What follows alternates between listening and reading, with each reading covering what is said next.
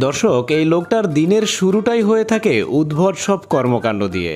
আজকের ভিডিওটা পুরো দেখলে ওনার সব উদ্ভট কর্মকাণ্ড এবং ভালো ভালো কিছু টেকনিক শিখতে পারবেন, যেগুলো বাস্তব জীবনে আপনারাও কাজে লাগাতে পারবেন।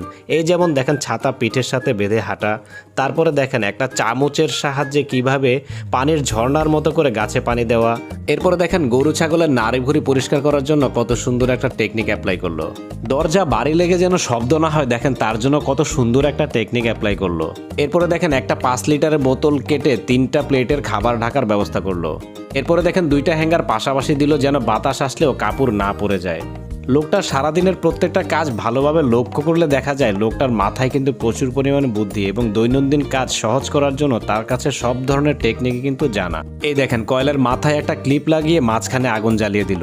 মানে প্রত্যেকটা কাজে আপনি দেখবেন নিখুঁত এবং একটু মাথা খাটিয়ে কিন্তু সবার চেয়ে আলাদাভাবে করার চেষ্টা করে। এই দেখেন